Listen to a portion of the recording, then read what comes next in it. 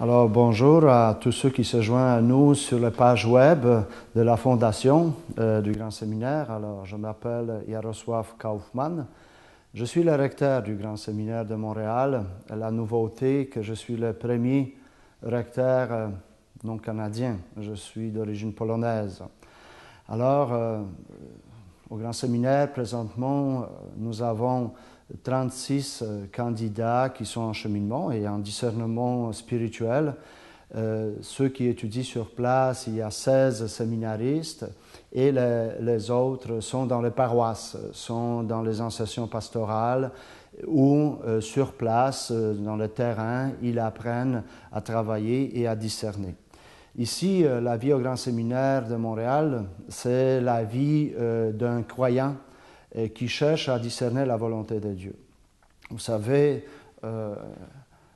on dit souvent que le séminaire est le cœur du diocèse.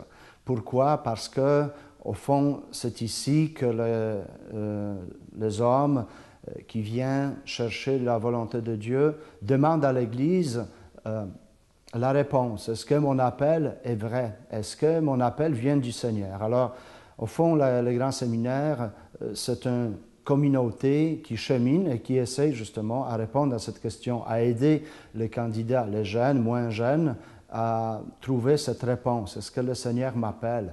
Alors, d'une certaine manière, au Grand Séminaire, c'est un lieu de formation. Il y a comme 4 colonnes dans cette formation.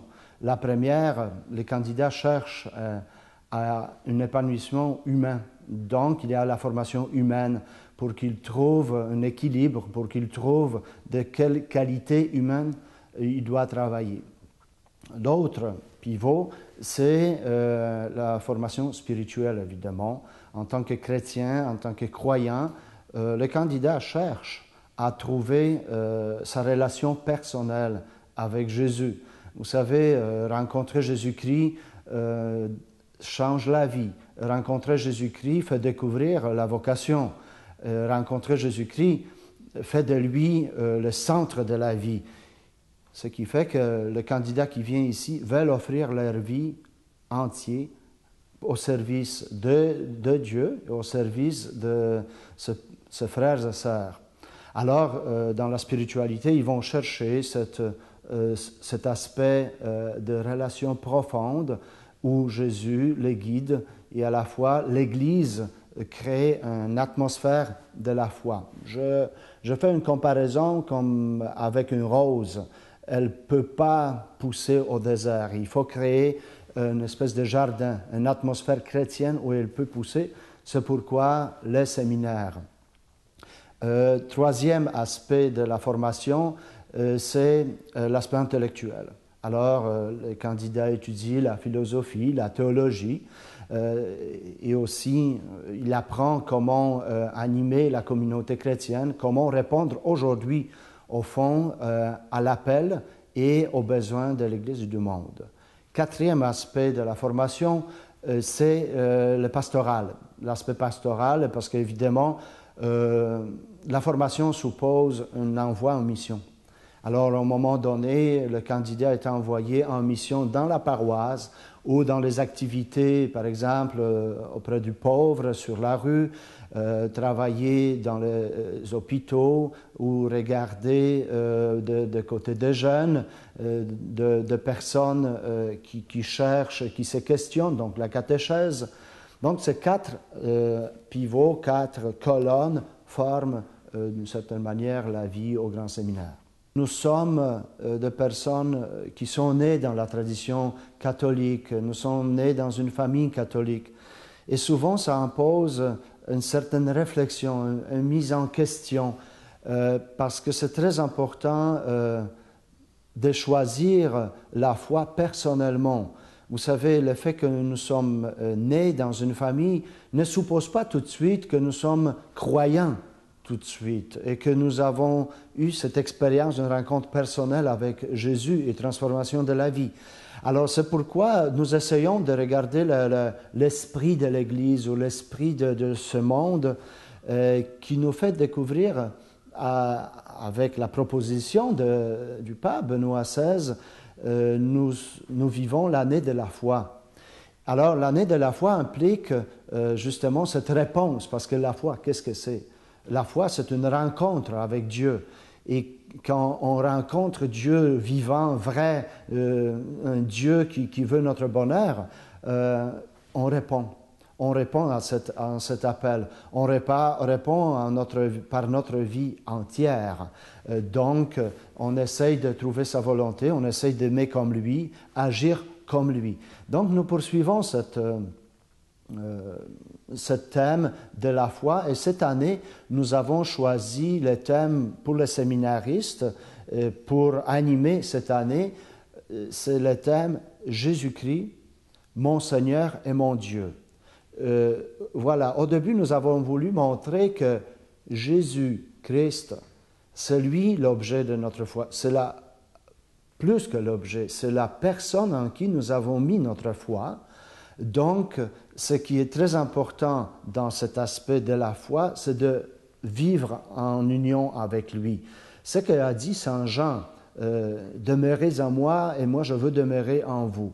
Et au fond, la foi, c'est demeurer dans le cœur de Jésus pour qu'il demeure dans notre cœur. C'est une relation, c'est une rencontre intime avec une personne. Et voilà, quand quelqu'un rencontre Jésus, il va dire un peu comme les apôtres, nous ne pouvons pas ne pas parler de ce que nous avons vu, ce que nous avons vécu.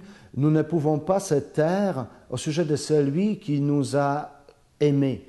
Alors, c'est pourquoi cette 12e partie, qui vient de la profession de la foi de saint Thomas. Vous vous souvenez, au jour de la résurrection, Thomas n'était pas là. Il ne croyait pas que Jésus est ressuscité. Et cette rencontre avec Jésus ressuscité a fait dire à Thomas « Mon Seigneur et mon Dieu ». Et par le fait de ce thème, pendant l'année, nous voulons aider. Nous cheminons en tant que directeur au grand séminaire avec les séminaristes, nous cheminons avec eux et nous essayons d'organiser la vie de telle manière, les célébrations, les rencontres, la formation, que nous puissions faire cette expérience intime, d'intimité avec Jésus-Christ et répondre à son appel pour arriver un jour à dire comme Saint Paul a dit, ce n'est pas moi qui vis, mais c'est le Christ qui vit en moi. Au fond, c'est en ça qui se résume la foi chrétienne.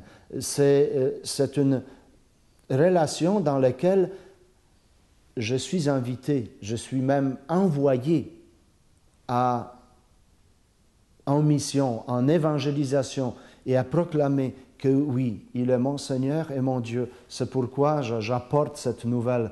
Chacun de chrétiens, chacun de catholiques est invité d'aller avec cette nouvelle. Mais nous ne pouvons pas proclamer quelque chose que nous n'avons pas vécu.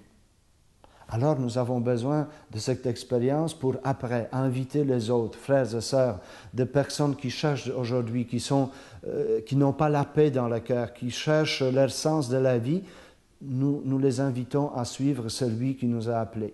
Alors, d'une certaine manière, cette année, nous essayons de vivre cette relation, cette belle rencontre avec le Seigneur, et nous comptons justement sur cette expérience spirituelle forte que l'Église universelle va vivre cette année. Alors justement, le fait que le grand séminaire de Montréal supposerait de former le prêtre ou le futur prêtre de Montréal, mais pourtant, on voit cette universalité maintenant de diocèse, parce que par le fait qu'il y a moins de vocations, mais il y en a toujours, c'est pourquoi nous accueillons les séminaristes de plusieurs ou les candidats de plusieurs diocèses.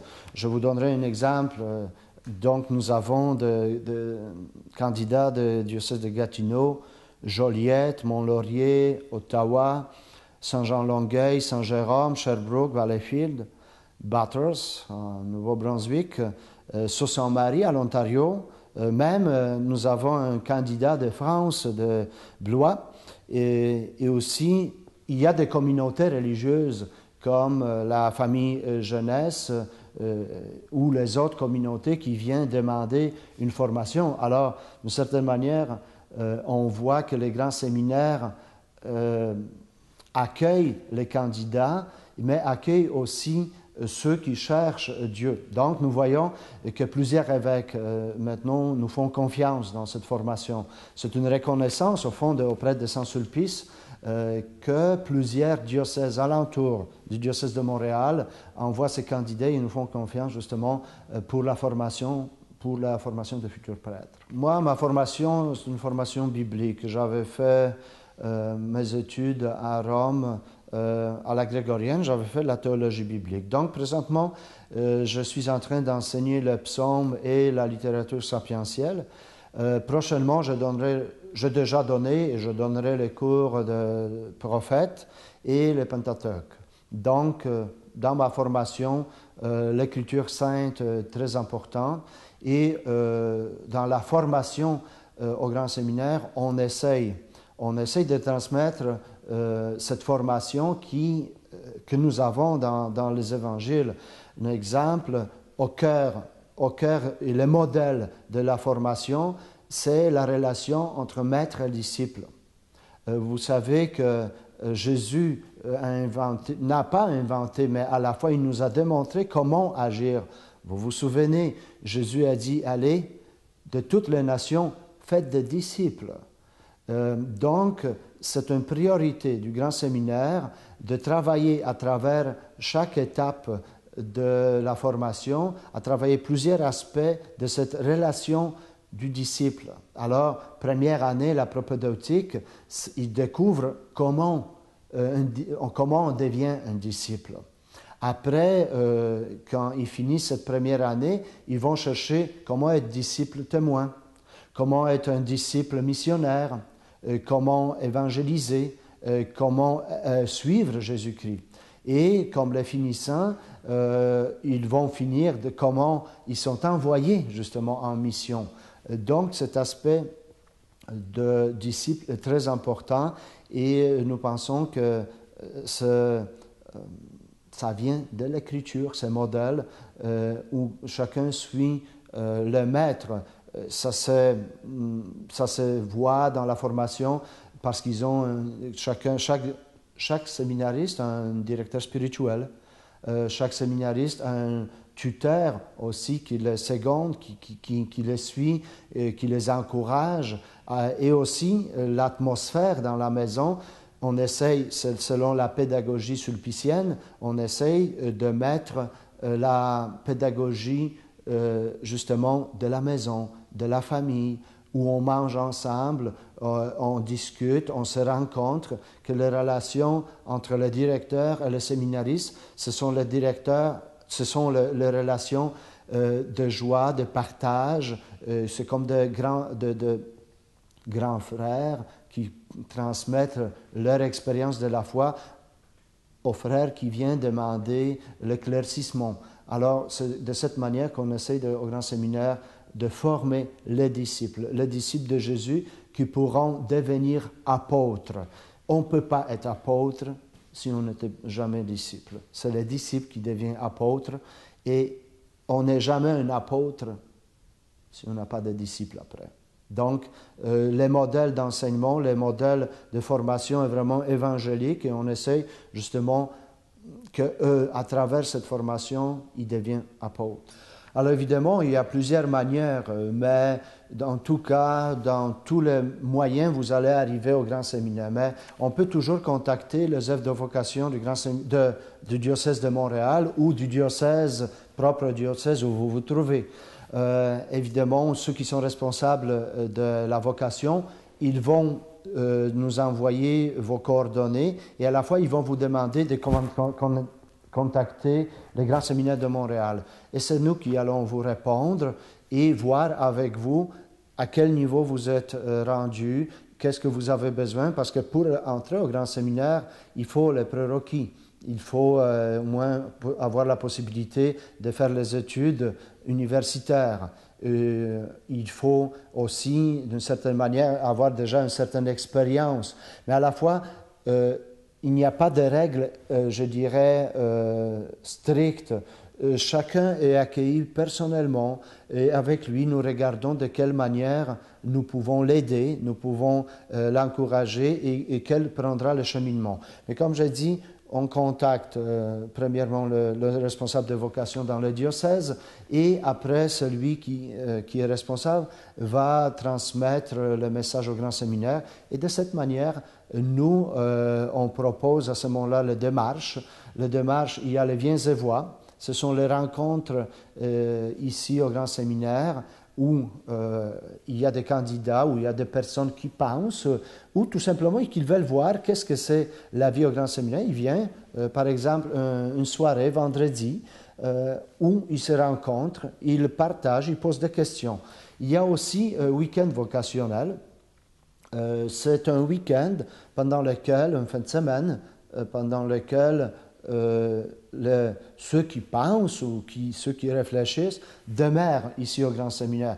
C'est comme on leur donne un peu la possibilité de vivre ici, de voir qu'est-ce que c'est de passer à peu près 48 heures dans cet édifice, dans cette communauté, dans cette ambiance, avec les règles de vie, la prière, la messe, la réflexion, le partage. Alors, ça permet à celui qui réfléchit de voir aussi en premier temps, est-ce que c'est quelque chose qu'il désire? Alors, il y a aussi d'autres rencontres personnelles parce que parfois, on propose à quelqu'un qui fait la réflexion, la direction spirituelle, où on confie à un prêtre expérimenté qui peut l'aider, quelqu'un qui ressent cet appel dans son cœur à mieux discerner.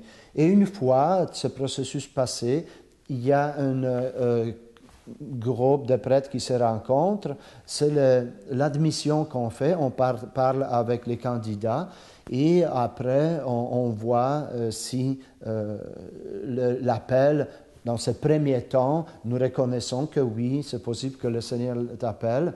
Et à ce moment-là, on poursuit les autres étapes d'entrée au grand séminaire. La Fondation, c'est un organisme très intéressant et très important. Très intéressant parce que ce sont des croyants laïcs qui voient l'importance de soutenir tous ceux qui veulent servir le Seigneur et leur prochain dans le sacerdoce, dans la prêtrise, dans le presbytérat. Et ce sont des gens qui aiment beaucoup l'Église et à la fois ils cherchent les ressources pour aider, pour soutenir. Mais ce n'est pas juste ça, ce sont des personnes qui vivent l'Église. Alors ils partagent leur joie, ils partagent aussi leur amour du Christ par la manière de vouloir aider. Alors, ils font les campagnes de financement, mais ce n'est pas juste ça. Ils réunissent souvent les personnes pour qu'on puisse partager cette rêve de vouloir avoir de bons prêtres, de saints prêtres, les prêtres qui pourront être à la disposition de croyants, de non-croyants, au fond de la population. Alors, c'est je dirais, groupe de personnes qui nous aident beaucoup et que nous nous côtoyons quotidiennement, nous faisons des rencontres, nous prions ensemble. Alors ça nous permet de voir et à la fois de montrer que l'importance des prêtres ne vient pas juste des cœurs des clergés, mais au fond l'appel, la vocation, le grand séminaire se lève de tout croyant. Alors, si un jour vous entendez un appel de la Fondation d'aider, alors déjà je vous remercie pour chaque votre prière, pour chaque votre don, pour chaque votre offrande que vous faites à travers la Fondation pour le Grand Séminaire de Montréal. Le signe de chrétien, c'est un poisson. Un jour, je me suis demandé pourquoi. Et en faisant la réflexion, j'ai découvert, oui, c'est un ancien signe de chrétien qui venait du grec ictus, donc qui symbolise le nom de Jésus, mais à la fois le poisson. Et vous savez, un jour, j'ai découvert que le poisson vit dans l'eau. Sans eau, ne peut pas vivre. Comme les chrétiens. Tous les chrétiens, tous les disciples de Jésus vivent par l'eau de baptême. C'est leur lieu naturel de vie. Et vous savez qu'est-ce que j'ai découvert? Que c'est juste les poissons morts qui vont avec le courant. Donc les chrétiens souvent sont confrontés à, comme des poissons, comme des saumons, aller contre le courant. C'est de cette manière qu'ils montrent leur force, qu'ils montrent leur joie, qu'ils montrent leur vitalité. Alors, le message que j'ai pour vous, c'est garder cette foi. Ne vous découragez pas, même si le monde parfois ne nous aime pas, même si parfois nous avons l'impression d'être extraterrestres. Au fond, Jésus nous a dit, vous êtes sur cette terre, mais vous n'êtes pas de cette terre. Mon royaume ne vient pas d'ici. Alors, je vous encourage de vivre cette réalité que nous sommes des messagers, de bonnes nouvelles, d'une vie joyeuse, d'une vie que Jésus nous a apportée. Et cette vie se manifeste parfois à aller contre le courant. Alors, courage. Je vous invite à avoir ce courage de la foi qui vous permettra d'aller vers les autres, à aller apporter cet amour qui nous habite. Parce que vous savez, c'est très bien, c'est très beau de savoir que Dieu nous aime. Mais encore une plus grande joie, c'est de le dire aux autres qui sont aimés de Dieu. Alors, c'est ça que je vous souhaite à travers ce site web, à travers aussi vos expériences spirituelles. Je vous souhaite cette conviction profonde que vous êtes les disciples de Jésus et que vous êtes choisis. Vous êtes des enfants de Dieu envoyés ici, sur cette terre, pour porter le message de la paix, de la joie et le message d'amour de Jésus-Christ.